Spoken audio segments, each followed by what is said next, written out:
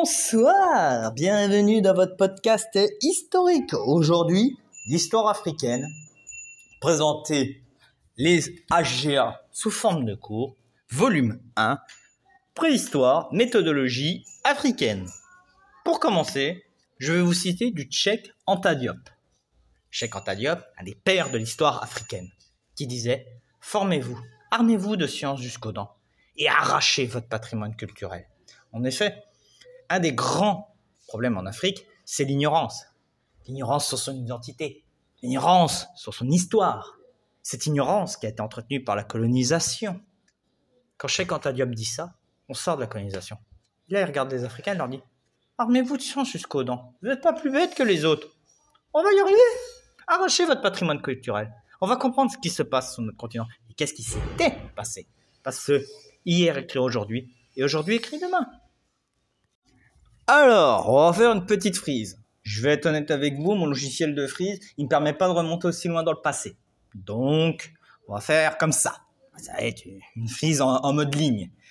Il y a 300 000 ans environ, on a l'origine africaine d'Homo sapiens, c'est-à-dire de l'homme actuel, de la race humaine actuelle dans laquelle on fait tous partie. Il y a 200 000 ans environ, il y a une migration des Homo sapiens hors d'Afrique, selon la théorie de l'origine africaine de l'homme moderne. Parce qu'il y a la théorie aussi du buissonnement, où l'être humain serait apparu à divers endroits de la Terre, et puis voilà, ça aurait buissonné.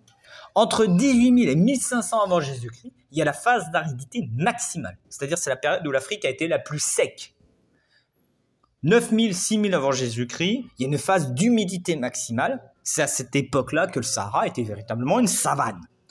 Environ 4500 à 2500 ans avant Jésus-Christ, il y a la culture Nabta Playa, en Haute-Égypte. Vers 3150 avant Jésus-Christ, il y a la période Tinnite en Égypte, qui est un petit peu le préquel de l'Égypte pharaonique. Vers 2700 ans avant Jésus-Christ, on a le début de l'ancien empire égyptien. 2000 à 1000 avant Jésus-Christ, il y a les migrations bantouphones. En 1500 avant Jésus-Christ, il y a la civilisation de Nok, dans le centre du Nigeria actuel.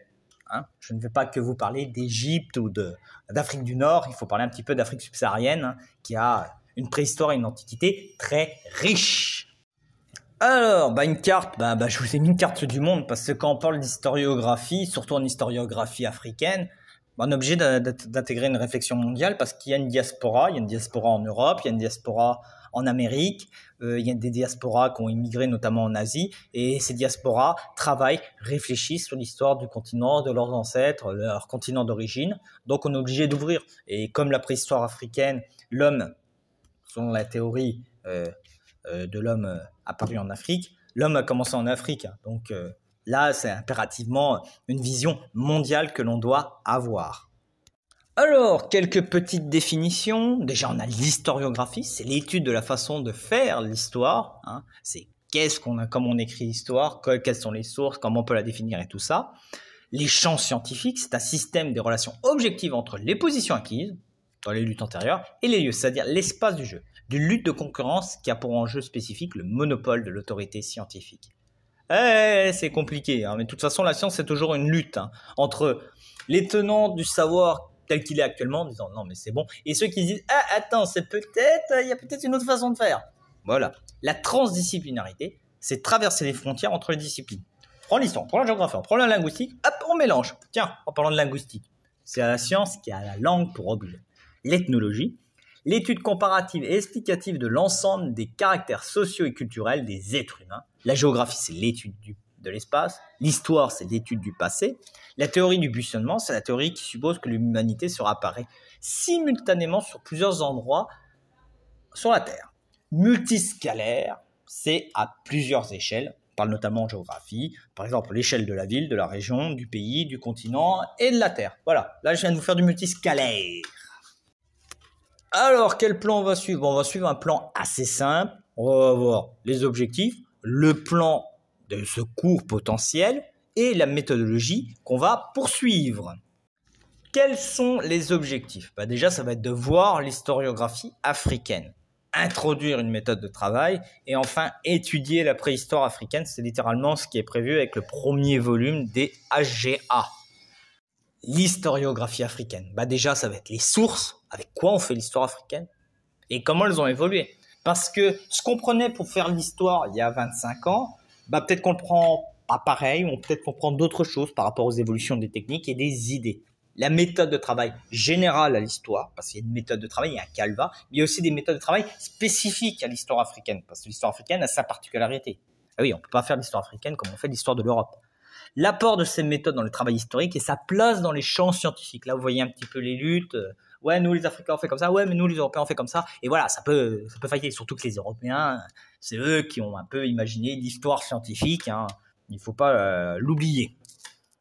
Bah, les méthodes de travail, on va être obligé d'être transdisciplinaire parce que voilà, faut qu'on fasse intervenir la géographie, l'histoire, l'ethnologie, la linguistique. Parce que si on travaille qu'avec une seule science, on peut passer à côté de choses. Et il y a tellement de choses dans l'histoire africaine qu'on peut pas se permettre de passer à côté de certaines choses.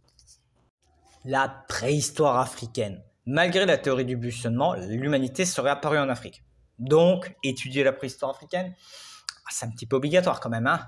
Voir les grandes évolutions bioclimatiques, parce que ces évolutions bioclimatiques, ça c'est de la géographie, mais ça va influencer le peuplement, ça va influencer l'histoire des peuples, la mise en place d'ensembles ethniques et linguistiques. Il ne faut pas oublier que l'ethnie est centrale en Afrique, malgré ce que peuvent dire les universalistes qui disent que l'ethnie est une invention de la colonisation, c'est une énorme connerie. L'Afrique, c'est des ethnies. Celui qui dit pas ça, qui comprend pas ça, c'est qu'il essaie de plaquer ces schémas universalistes français de mes couilles sur des trucs qui n'ont rien à voir. Et linguistiques. Les deux sont liés, l'ethnie à sa langue. Et la conséquence et les impacts de ces mises en place. Parce que des fois, il y a une ethnie qui se met à un endroit, il y a une autre ethnie qui y était, ils se fight, ils s'entretuent, pouf. Ou il y a une ethnie qui se met sur un endroit où il y a une autre ethnie, il y a un métissage, ça donne une troisième ethnie. Vous voyez un petit peu tout ce que ça peut avoir comme jeu de conséquences. Je ne pouvais pas m'empêcher de parler de Joseph Kizerbo, 1902-2006, qui a participé, qui était le chef de l'écriture du premier volume des HGA. Hein, et une citation très intéressante que j'ai gardée. Vous savez que nous avons recherché de nouvelles sources de l'histoire africaine, y compris la tradition orale. J'ai prouvé que le mot préhistoire était un mot malvenu.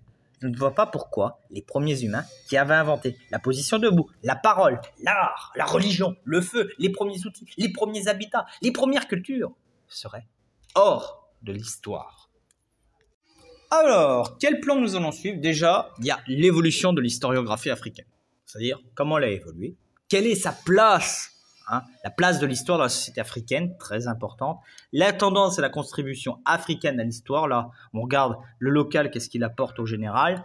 Les sources spécifiques à l'histoire africaine. Les sources écrites avant le XVe siècle, puis les sources écrites à partir du XVe siècle, parce qu'il va y avoir une évolution dans leur quantité.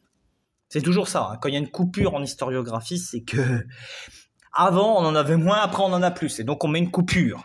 La tradition orale et sa méthodologie, la tradition vivante, l'archéologie africaine et ses techniques, linguistique et théorie de race dans l'histoire africaine. C'est là où on voit que le plan a été fait dans les années 60, parce que là, parler d'une théorie des races en 2020, 2021, au moment où je fais cette vidéo, ça ne passerait pas.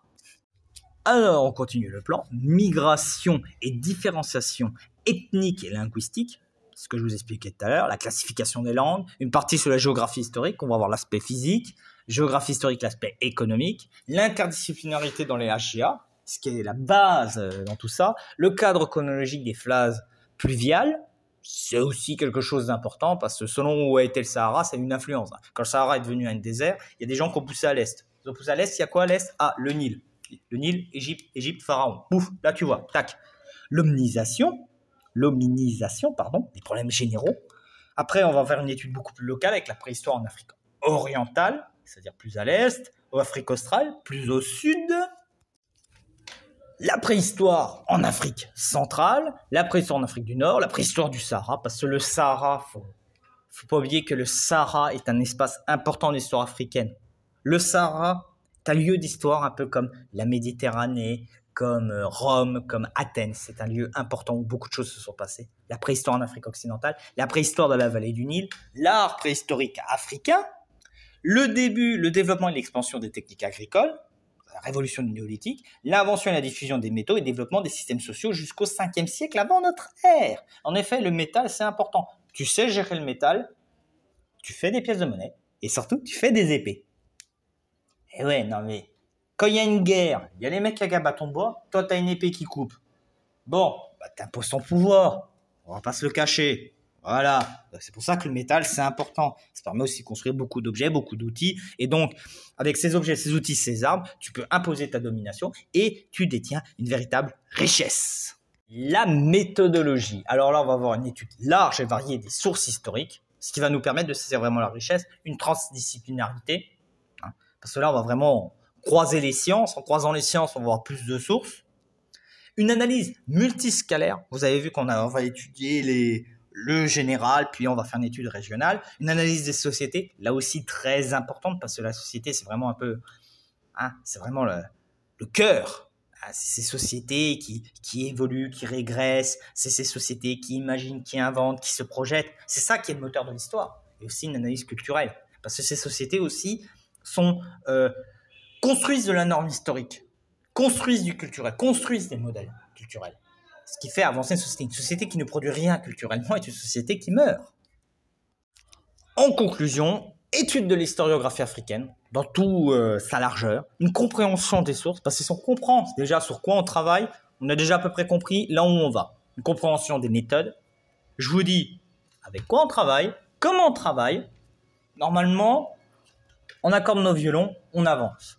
Il y a une étude de la préhistoire, métallurgie, apparition et importance, comme je vous l'avais expliqué. J'espère que cette vidéo vous a plu. Si elle vous a plu, vous pouvez liker, partager, faire de la pub pour la chaîne, ça fait plaisir. Réseaux sociaux, financement participatif. Je vous souhaite une bonne fin de journée. Ciao!